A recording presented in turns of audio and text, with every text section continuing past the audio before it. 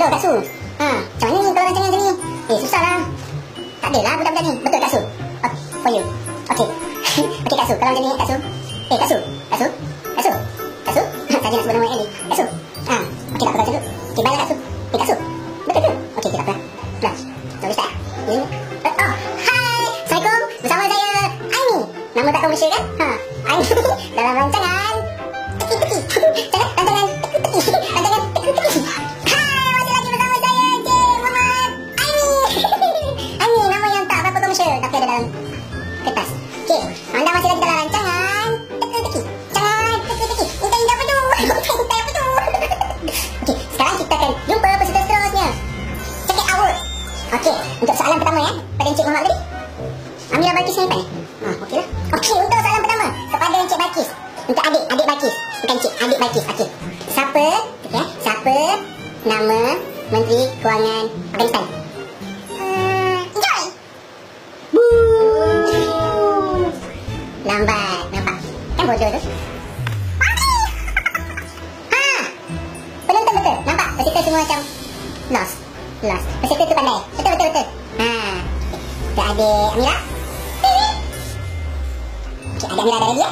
Dia tadi mata tengok kamera je. Okay, untuk adik Amira pula soalan dia yang senang. Okay, yang senang. Cantik.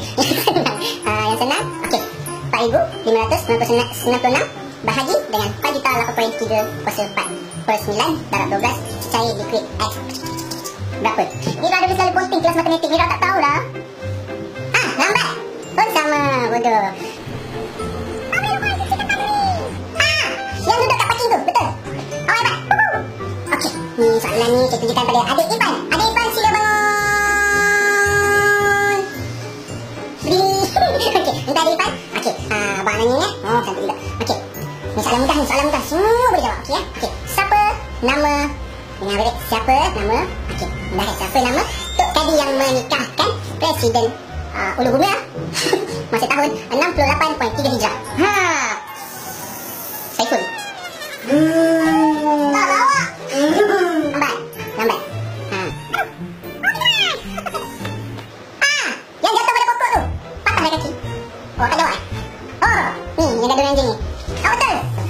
Gaduh Okay, korang ni kenapa lembab macam ni? Rendah ni. Tak usah. Ni. Abang kan cakap apalah. Abang dulu belajar sampai SPM tau. Pakai lipstick kat sekarang. Korang ni aduh, susah lah. Ni, pakai ni produk R for you ni. For you. Pakai ni, bagi cerdik sikit. Otak tu bagi buka, iman tu. Ambil semayang. For you. Okay, kita kembali lagi. Selepas tadi kita cakap ya for you. Lepas rehat bersama dengan adik-adik tak for you. Okay, dah nampak semua muka dah pandai kan? Saya tekan semua muka dah pandai kan? For you. Okay, sekarang abang nak tanya lah kan? Okay, macam kalau A plus Z berapa jawapan ni for you? Benar. Raju. Masih lambat ni, pakai satu je. Okay, abang tanya lagi ya. Okay, siapa nama adik pada Menteri Pasola? Raju. Okay. Siapa for you?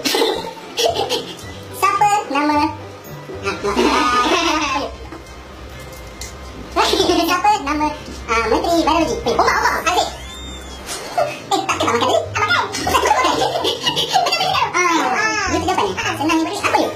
Okay, siapa yang salam abang tadi? Kenapa?